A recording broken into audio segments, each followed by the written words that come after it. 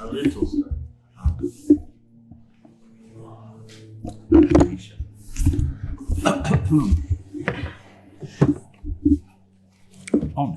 Oh, no,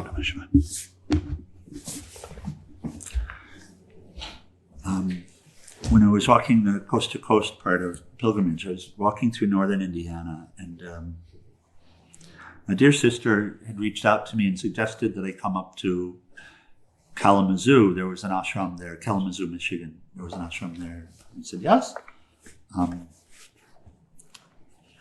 But that's not on my walking path. And however, she offered to come and pick me up. I said, yes, if you're in the same place, it's fine, happy to do. Very happy to do. So I went to visit Swami Bodhananda and Sambodh Society ashram in Kalamazoo, which was really lovely. And Swamiji took a walk every morning, nature walk, and ashram's in a beautiful wooded location. And so I said, come. So we went out for a walk together, and we were walking for a while, and he looked at me and he said, what do you know about Ganesha? And I said what I'd heard, which is the remover of obstacles. And he said, no. He said, no, Ganesha is the Lord of obstacles. Now, this is information. Obviously, he asked me the question because I was supposed to know. He said, no, Ganesha is the Lord of obstacles. To the devotees of Ganesha, he places obstacles and removes them for your benefit. So, both. He's very straight. It resonated very deeply. He said, thank you for that reminder. And so we share it. So to the devotees of Ganesha, to the ones that worship Ganesha, or we'll say like that, recognize Ganesha, then all obstacles placed or removed are for your benefit on spiritual path. This life is only about spiritual path. There's no other purpose for it. So we can try lots of other ways to be happy, but okay, we'll pick up thought power.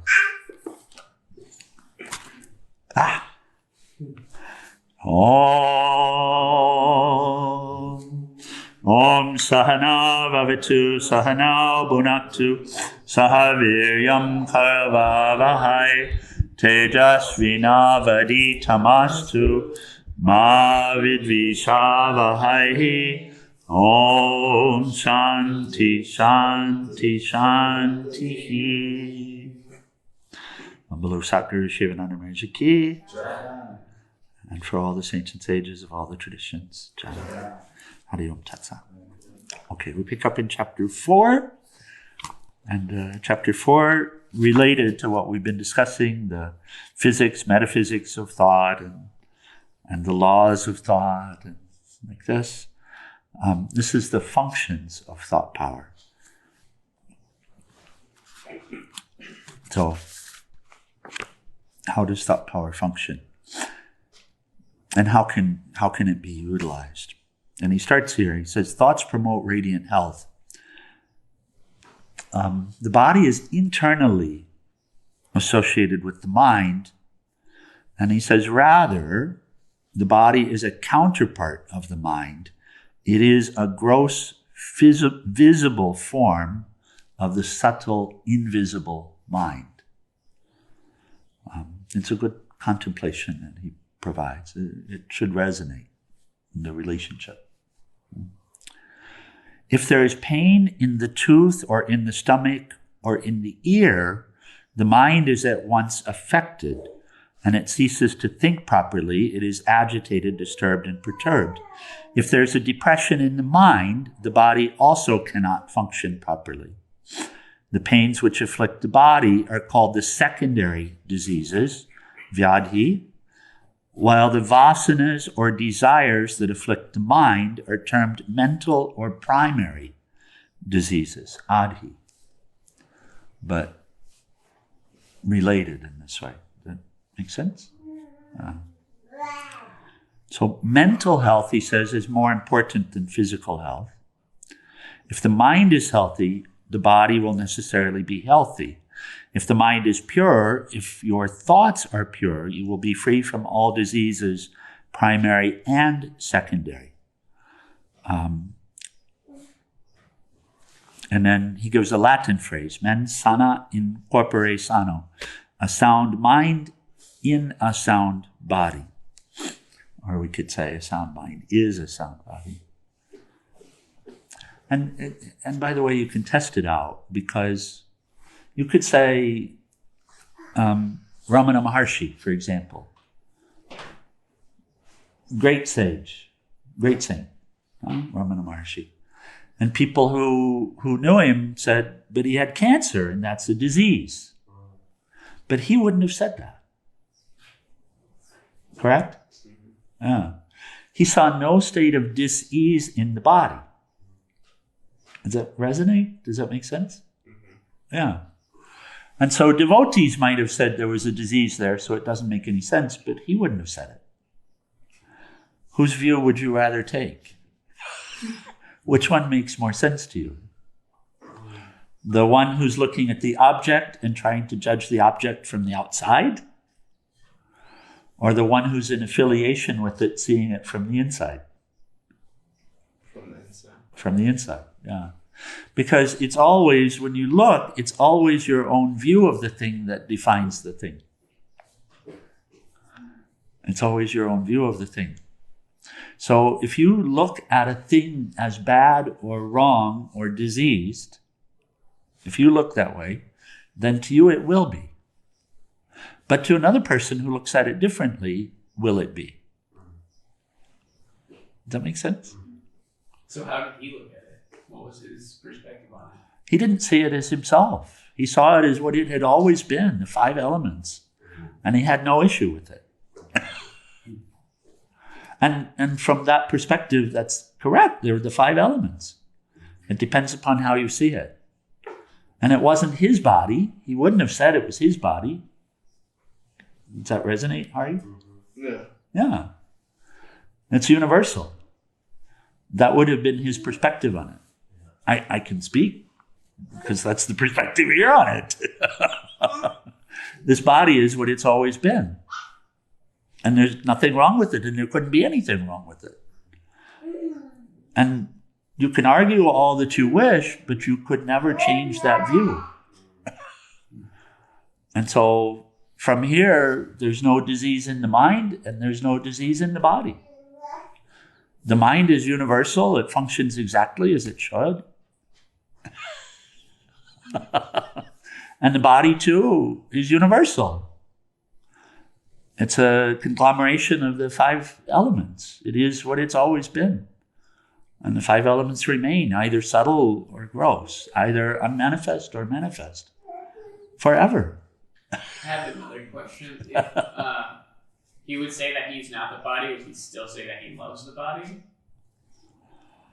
Well, what was his relationship to it? I mean, I know you're using love. You're using love as a verb, and he wouldn't affiliate with that. He would never say, I love something. He would say, if he says that, if he speaks on the subject, he would say, I am love. Noun. Noun is the proper use of the term. So what would it's what you are, it's not what you do. What would his verb towards the body be? Would he have a relationship towards that? Or? No. None other than with the 5 elements, which are of the absolute. Which are of the absolute, but no affiliation with it whatsoever. In fact, you see it because there's this story, which is the devotees in the last days of Ramana Maharshi being affiliated with that body.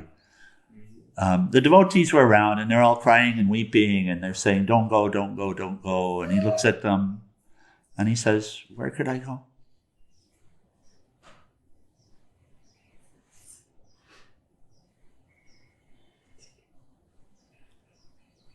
Where could I go? So in German New Medicine, cancer is like a self-hatred of the body. And I can't help but think of the experiment where they're like growing things, and then there's like they send hate to one, they send love to the other, and then they ignore the sort of the third one, and the one that's ignored actually like grows the least. Yeah. So there's like part of me that's wondering if there's like something happening where like a complete ignoring of the body, and then that's what the cancer.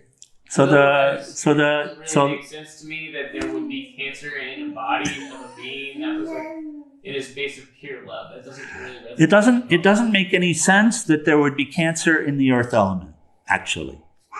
It doesn't make any sense that there would be cancer in the water element. It doesn't make any sense that there would be cancer in the space element. It doesn't make any sense that there would be cancer in the fire element. Are you following me? Mm-hmm. Yeah, because they're all pure. So where does the cancer exist? In the body. No, because there's no body. There's just the 5 elements. The 5 elements are simply an affiliation of the body. Is simply an affiliation of the 5 elements, and the 5 elements are pure. Right? When this body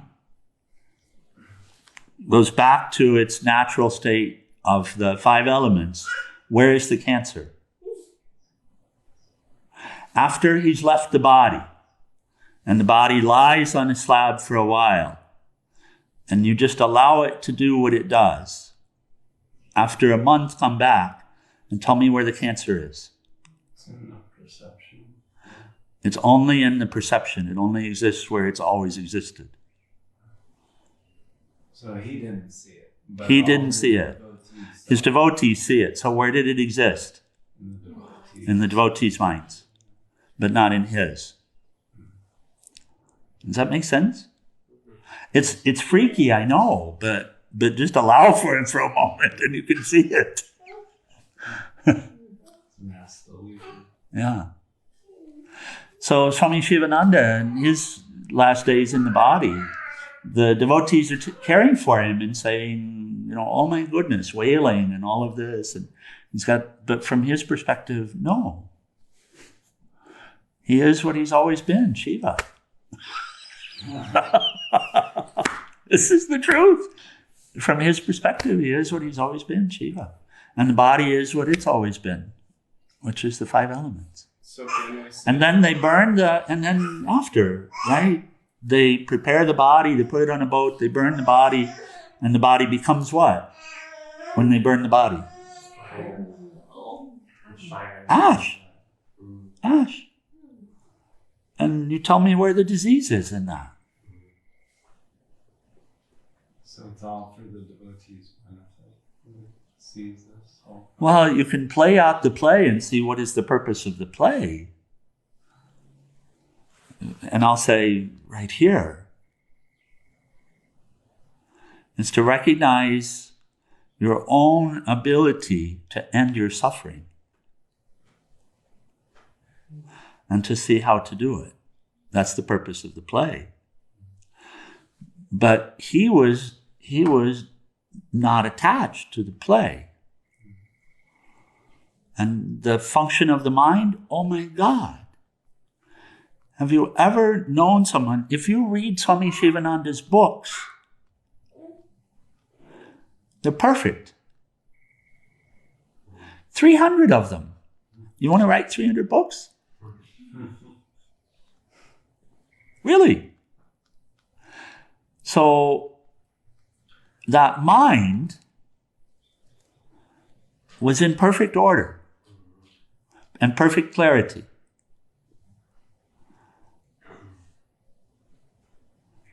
And he would even say, it's not mine.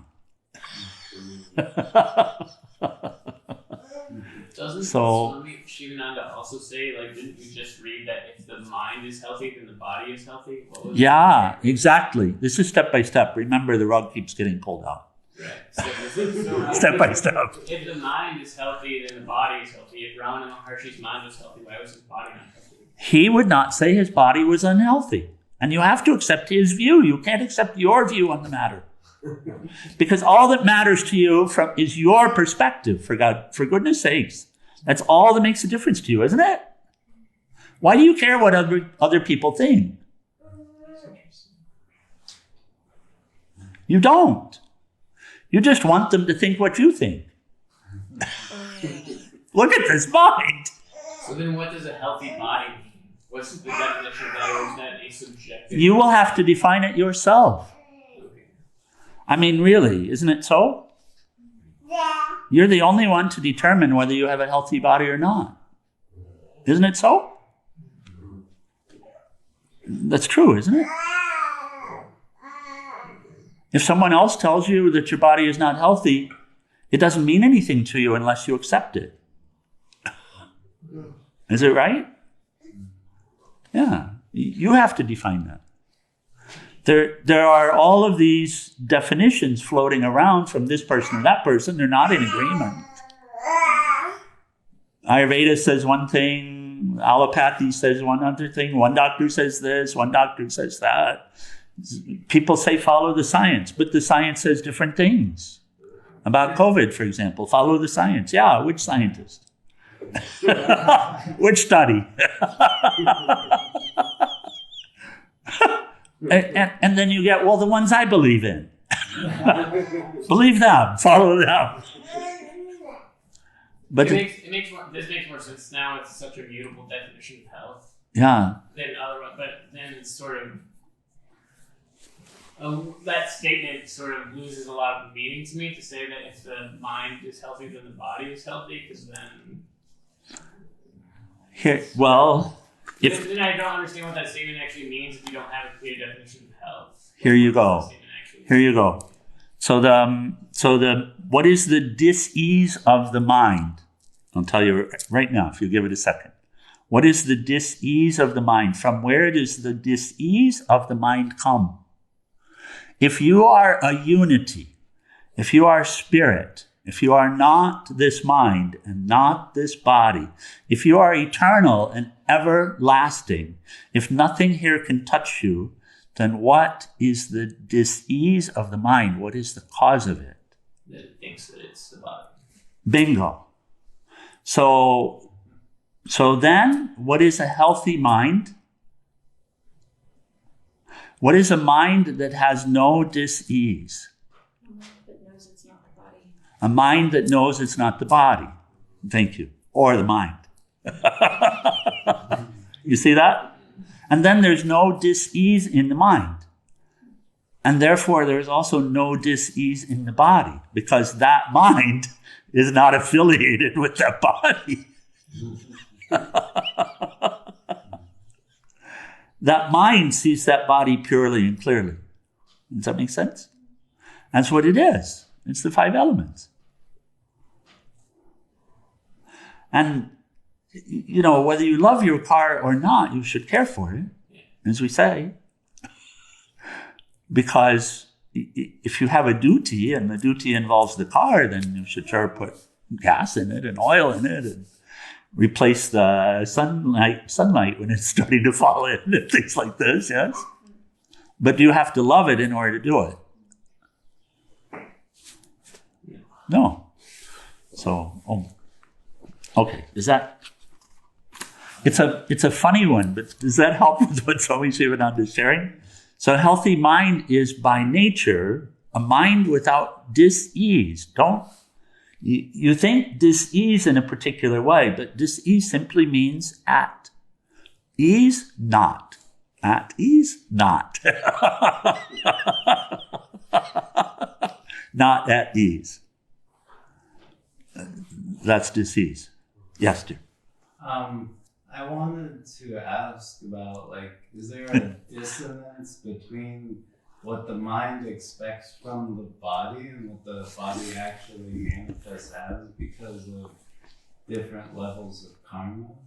You would have to, as an individual, speak to that, whether there is with you.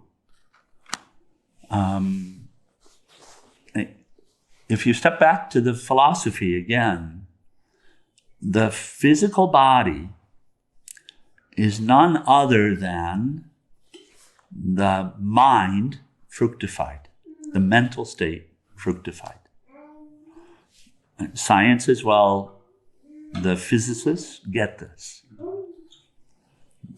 They don't relate to it exactly that way, but they see that the physical is energy fructified. So it's not much of a leap to get where Swami Sivananda is taking us. So what then is the relationship between the mind and the body? Well, they're effectively one. But is there a dissonance between them? If there is a dissonance in the mind, in the mental view, in the thought nature, then there will be a dissonance between the mind and the body. So what's needed is one-pointedness. What's needed is one-pointedness. What's needed is purification, the end of the identification with the body or with the thoughts or with the prana. Right. And then you see the mind and the body are what they've always been. The body is very mysterious because the body doesn't have any life of its own. Right? It's animated. The body is animated. And it's animated by the prana, by the life force, and the intelligence, both of which are universal. And those two factors have always been.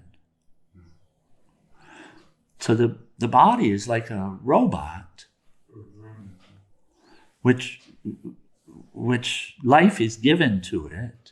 It's put in it, and the intelligence is put in it, but it never belongs to the body, neither the intelligence nor the life. It's in it for a while, and the body itself is made of components, just like the robot is made of components, each of which are inert on their own. And then it comes together as a conglomeration. This life breath is breathed into it. The intelligence is offered to it, and then it apparently arises and is a person moving and shaking in the world, saying, I did this and I did that. But if you really look at all of the component parts, you say, this is a magic show.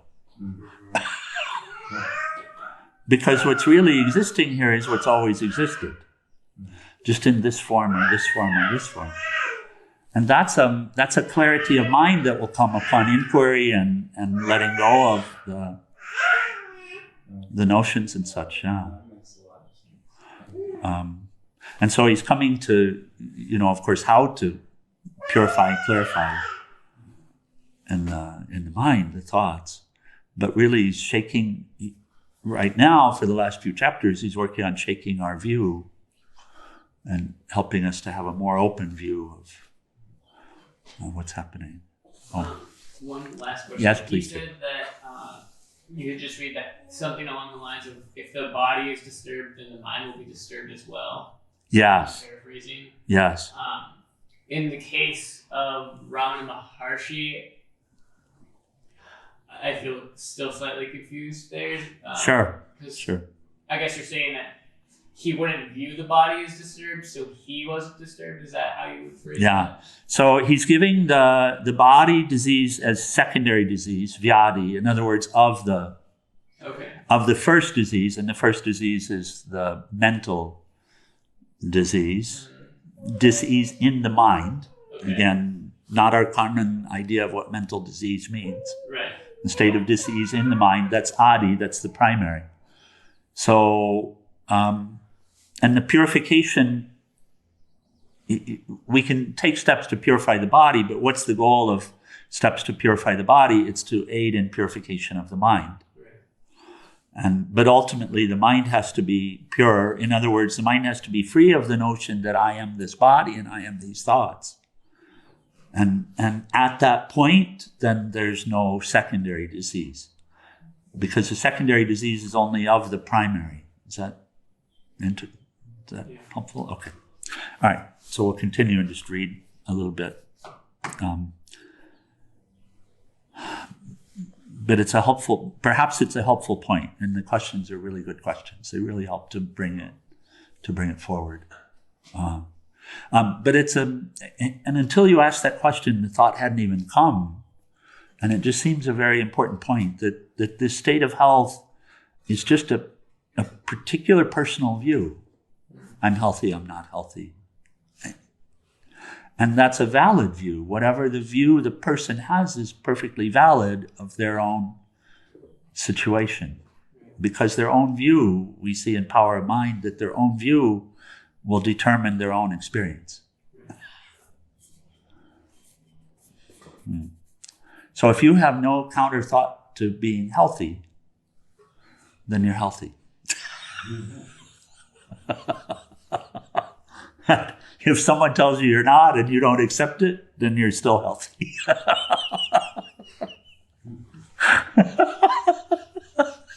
This is a limited time show anyway, so it seems fine.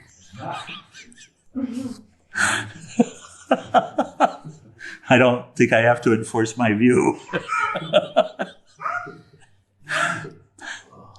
But there would have to be coming to the place where there's not a counter thought. And the place where there's not a counter thought is one-pointed mind, where there's not a counter thought. The doubts have been integrated, dealt with, and therefore dismissed. Not set aside, actually dealt with and integrated.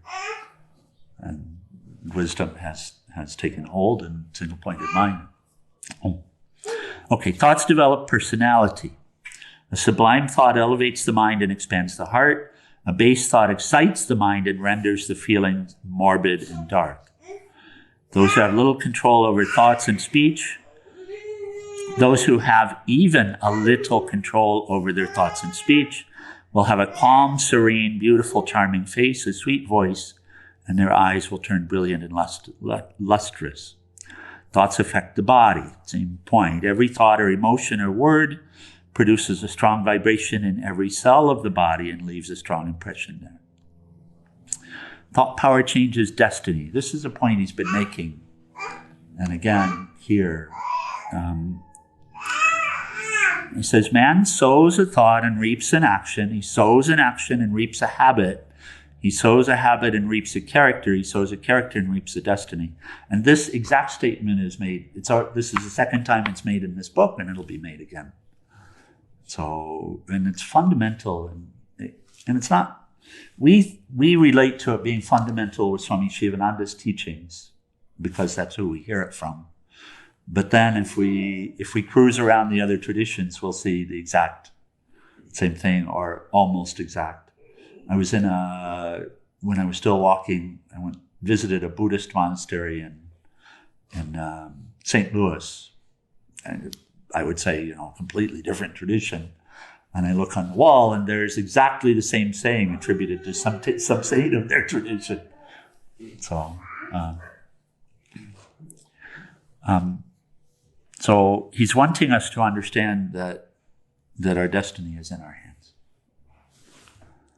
And that's so critically important for us, that our destiny is in our hands, that we are where we are, but from here we can craft of this life anything that we choose. And of course the crafting will be from the thoughts that we choose to contemplate, to associate with, to harbor. And it simply does. And he reminds the story of Ratnakar. You've heard the story of Ratnakar. You have. Have you heard the story of Ratnakar? Okay, we can close with that this morning. By the way, for those joining us online, we'll still have morning satsang the next 3 days. We're going to set thought power aside for 3 days because I'll be out of town for the morning. But I'm going to ask you too to take this introduction, exploration of mind, and read from this. That's the introduction to the Gita from Holy Gita. It'll be very helpful for the group and also anyone joining us online. Do we have Sahanā-Vavatu tomorrow morning?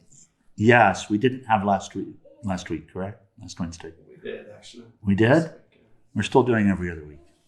Okay. I said we were doing every other week. I said until we finish Vadhīta and then... We might have said something like that. Did we mean it completely? I don't know.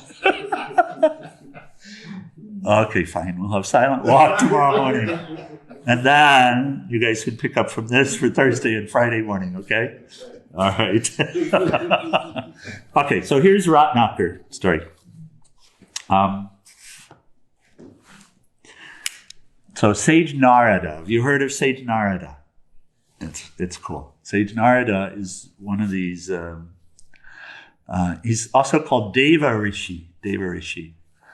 So he's a Deva, and he's known to navigate between the planes. So he's an astral being who comes into the physical plane like that, kind of like a Hanuman kind of character, where Hanuman is said to always exist in the physical plane in this kalpa. And Devarishi Narada is here. He's here as love. And so he is the supreme bhakti. In fact, the Bhakti Yoga Sutras are attributed to Sage Narada. And it's a great teaching for Bhakti tradition. The Bhakti Yoga Sutras are amazing. So the story is that Narada is out for a stroll, and he's with his Vinā, and all he has is his Vinā, the big instrument that Saraswati has. And so he's playing the Vinā, and he's strolling along, chanting the glories of Narayana, and he's in the forest, and he comes to a place, and he's accosted by a highwayman, a robber and a thief and a murderer, a very terrible character. And the character's name is Ratnakar. And Ratnakar is known about these parts, but Narada didn't know about him because he's not kind of from around here. So, and Ratnakar does what he was famous for doing. He accosts him, he threatens him, he stops him, he stands in his way, threatens him and says, "Give me all of your money, give me all of your possessions, or I will kill you on the spot." And Narada smiles at him and says, "I don't have anything." And he starts to go on, and Ratnakar is getting really upset now. And he said, "No, you stop. You stop. You have to give me. I'm known around these parts. I'm a famous killer. I will kill you. You don't understand." And so Narada says, "Okay, you can have what I have. All I have is this Vinā. Would you like it?" And so it goes on for a little bit. And finally, Devarishi says to Ratnakar, "You're really creating a lot of problems for yourself with this." It says, "Karma is going to get you because all of these terrible things that you're doing, it will cause you so much suffering and pain." And Ratnakar's taken aback, and he says, "Well, I do what I have to do, and I do it for my family. And so surely if I have any bad karma, they're taking it with me. It's not all on me." And Devarishi says, "Are you sure about that? Are you sure that if you ask them, they'll say, yes, we happily participate in your terrible karma?" And Ratnakar says, "Well, maybe I should make sure." And so he says, "You wait right here." And so he ties down Devarishi Narada. How do you tie down an astral being? Anyway, so he goes through the motions of tying him down. And then he goes off and he talks with his wife and his daughter. And of course they say, "No, your responsibility is to care for us. What you do, how you do it, that's your business. We are not having anything to do with your karma of murder and all of this. That's on you." And he's like, "Oh my God, I got this so wrong." And so he goes back, and he's thinking about this on the way back. What do I do? What do I do? And so he goes back to Narada, and he's like devastated. He says, "You're right." He says, "What do I do?" And Narada says, "Sit down right here and start chanting the name of Ram. Rama, Rama, Rama, Rama." And so he instructs him. And Ratnakar is such a terrible person. that he can't do it. He cannot repeat the name of Ram. And by the way, don't laugh. I've seen the same myself. So some people are so caught up in negative, limited mental and physical activities that word won't even come out. And so this is where Ratnakar was, and Ratnakar, and Devarishi thinks about it for a moment and says, Mara. The word that Ratnakar uses with everyone is Mara, which is, I'll kill you. He says, Mara, Mara, Mara, Mara, Mara. And, okay, then, he says, then this word you use, Mara, Mara, use that word. Say that. Sit and start repeating the word Mara, Mara, Mara, Mara. And so Ratnakar does. And Mara, Mara, Mara, Mara. And after a while, Mara, Mara, Rama, Rama, Rama becomes Rama, Rama, Rama, Rama, Rama. And he sits there and he's focused and he's into it, and Narada goes on. And some years later, he comes back to the same place. And he hears a sound. And it sounds like it's coming from the termite hill. There's a big termite hill now. And he says, I remember something about this.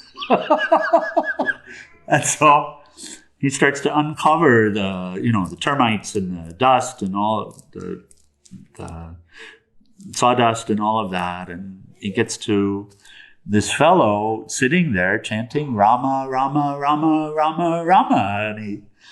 And Narada is gone. I mean, Ratnakar is gone. At that point, Ratnakar is gone. But who's sitting there is sage Valmiki. And that's the story. Each of us are unlimited, infinite potential. The only thing that determines what we are in this world is our thoughts. But the potential is infinite. If you change the thoughts, you change yourself. And you end up not even being the same person anymore.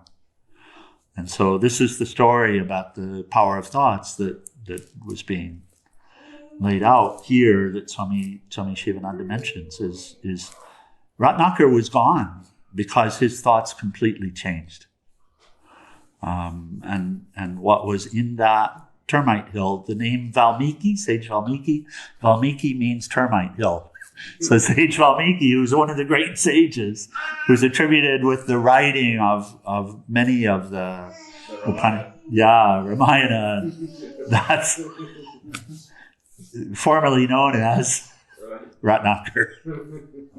So that's the story. Is it a real story? Well, Valmiki is real. So how did he become Valmiki? We know the answer to this one. How did Neem Karoli Baba become a saint?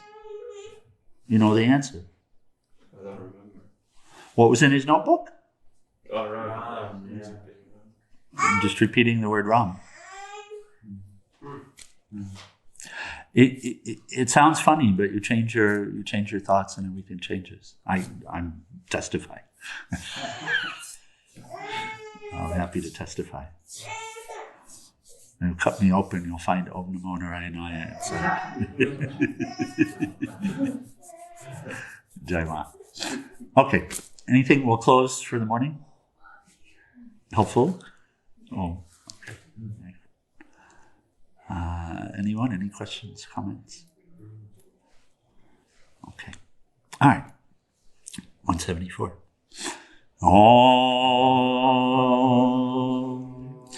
Om Trayambakam Yajamahe Sugandhim Pushtivardhanam Orvai Rukameva Bandhanan Mritor Mukshiyama Mritat Om Trayambakam Yajamahe Sugandhim Pushtivardhanam Orvai Rukameva Bandhanan Mritor Mukshiyama Mritat Om Trayambakam Yajamahe Sugandhim Pushtivardhanam Orvai Rukameva Bandhanan Mritor Mukshiyama Mritat Om Sarvesham Swastir Bhavatu Sarvesham Shantir Bhavatu Sarvesham Purnam Bhavatu Sarvesham Mangalam Bhavatu Sarve Bhavantu Sukhinaha Sarve Shantu Niramaya, Sarve Bhadrani Pashanto, Makashi Dukhabhak Bhave, Asato Ma Satgamaya, Tamaso Ma Jyotirgamaya, Mritor Ma Amritam Gamaya, Om Purnamada Purnamidam Purnamudashate, Purnasya Purnamadaya, Purnameva Vasishate. Om Shānti, Shānti, Shāntihi. O adorable Lord of mercy and love, salutations and prostrations unto thee. Thou art omnipresent, omnipotent, and omniscient. Thou art Satchitananda. Thou art existence, knowledge, and bliss absolute. Thou art the indweller of all beings. Grant us an understanding heart, equal vision, balanced mind, faith, devotion, and wisdom. Grant us inner spiritual strength to resist temptation and to control the mind. Free us from egoism, lust, anger, greed, hatred, and jealousy. Fill our hearts with divine virtues. Let us behold thee in all these names and forms. Let us serve thee in all these names and forms. Let us ever remember thee. Let us ever sing thy glories. Let thy name be ever on our lips. Let us abide in thee forever and ever. And Bolo Satguru Sivananda Maharaj Ki, and for all the saints and sages of all the traditions. And short on the tea, please.